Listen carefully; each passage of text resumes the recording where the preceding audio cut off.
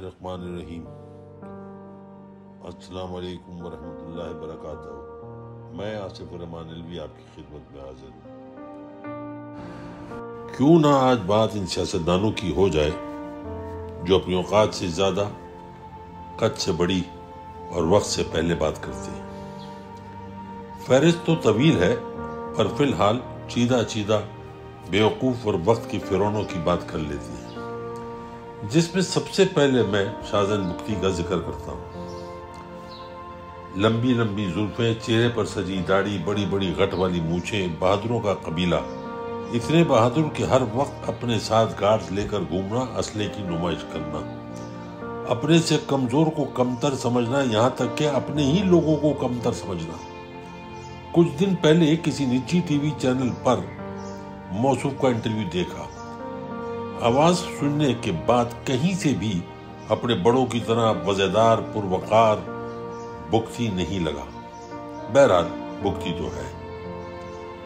دوسرا گھامڑ جو آج کل وزیر داخلہ بھی ہے، فیصل آباد کا نامی گرامی اور پہچان قاتل رکھنے والا، قبضہ گروپ کا ماسٹر مائنڈ، منشیات فروش بھی سیاست کا پرانا کھلاڑی ہے۔ کہتے ہیں کہ سیاست عبادت ہوتی ہے، لوگوں کی خدمت کرنا اور ان کا کام آنا اپنے اللہ کو راضی کرنا ہے، پر وہ تو خود زمینی خدا ہے، لوگوں کی خدمت کے ساتھ ان کی زندگی فیصلے کرتا ہے۔ جیسے کہ سیاسی پارٹی آزادی مارچ کر رہی ہے، جو اس کا حق ہے، پر اس فرعون وزیر داخلہ کی شان کے خلاف کہتا ہے کاٹ دوں گا، مار دوں گا، سب کو اندر کر دوں گا۔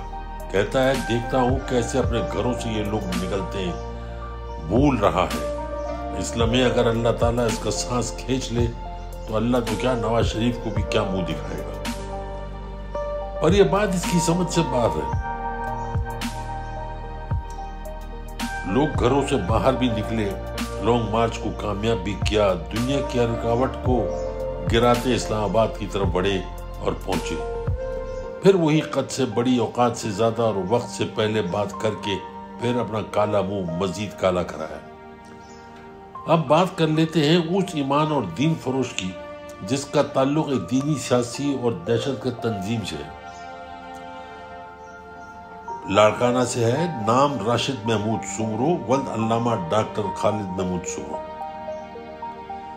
کہنے کو بہت کچھ ہے، بچپن سے لے کر لڑکپن، جوانی اور اب تک، پر مجھے تم سے اور تمہارے کردار سے، بچپن سے تمہارے ساتھ کیا ہوا اور تم یہاں تک کیسے پہنچے، اس سے مجھے کوئی سروکار نہیں، اور میں اس پر بات کر کے اپنا وقت ضائع نہیں کرنا چاہتا۔ یہ میرا جھگڑا ہے بھی نہیں، یہ نہ میرا مسئلہ ہے۔ میں اس بیکار کی باتوں میں کسی طریقے سے بھی وقت برباد نہیں کرنا چاہتا، اس لیے سیدھے مدعے پر آتا ہوں۔ پچھلے دنوں تم نے اپنی ذاتی انا دشمنی اس قدر گرے کہ کسی کی ماں کو گالی دی۔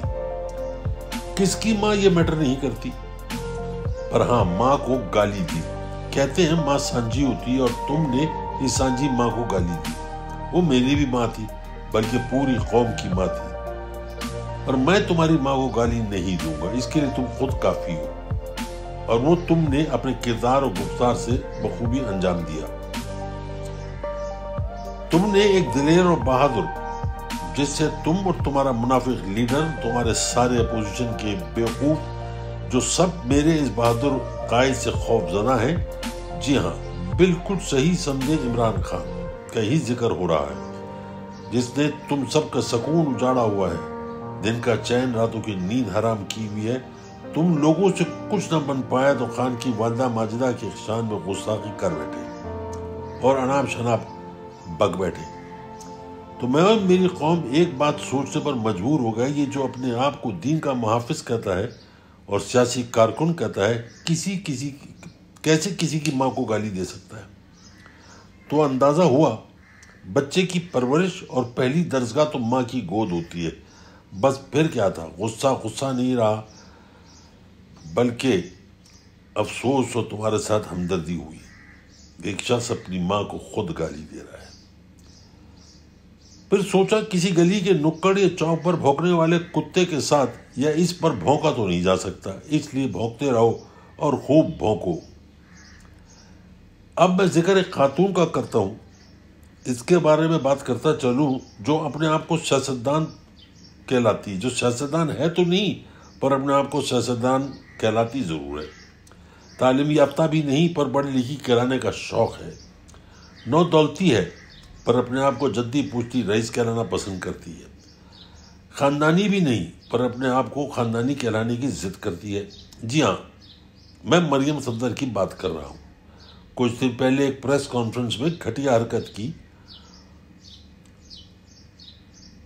موصوفہ نے اس حرکت کے بعد بہت کچھ واضح کر دیا، کتنی خاندانی اور عزت دار ہیں۔ ARY کے مائک کو ہٹوانا، اس چینل کی تصدیق کرنا، عرض سے فرش پر منہ کے بل گرا دیا۔ گراوٹ کی آخری حد ہے، اس کے بعد تو صرف قبر رہ جاتی ہے۔ پتہ نہیں وہ کون لوگ ہیں جو اس کو سنتے اور دیکھتے ہیں، شاید امالوں کی سزا ہے۔ 25 مئی بھی گزر گئی، آزادی تو جناب کی لانگ مارچ پورے زور شور سے ڈراؤنے خواب دکھاتی کامیابی کی طرف گامزن رہی۔ حیران ہوں، لفافے، بکاؤ تجزیہ کار، حواس باختہ دانشور اور صفدر عوان کے سالے میڈیا پر بیٹھ کر اسلحے کی نمائش کرتے رہے اور اس کا ویژول دکھاتے رہے کہ PTI کے پاس سے یہ اسلحہ نکلا۔ سبحان اللہ، کتنے عظیم بغیرت ہیں یہ لوگ، یعنی دنیا میں کہیں اس کی نظیر نہیں ملتی۔ میں بتاتا ہوں، ہاں یہ بچے، بوڑھے، جوان، بہو، بیٹیاں سب لانگ مارچ میں جو نکلے تھے، سب ایمان، یقین، امید اور حوصلے کے اسلحے سے لیس تھے، جن کا تم اور تمہارا باپ کچھ نہیں بگاڑ سکتا۔ وہ کمال مائیں ہیں جو کہتی ہیں ہمارے شوہر اس آزادی کے لیے محاذ پر نکلے ہیں اور ہم بھی ان کے شانے بشانے ساتھ ہیں، اس لڑائی میں برابر کے شریک بھی ہیں۔ ہاں، یہ جو معصوم بچے ہماری گودوں میں ہیں، ہمارے بغیر جی کر کیا کریں گے، تو کیوں نہ یہ بھی ہمارے ساتھ موت کو گلے لگا لیں۔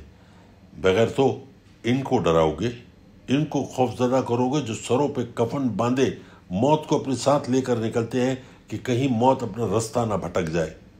سبحان اللہ، یہ کبھی ہو ہی نہیں سکتا کہ تم ان کو خوفزدہ کرو۔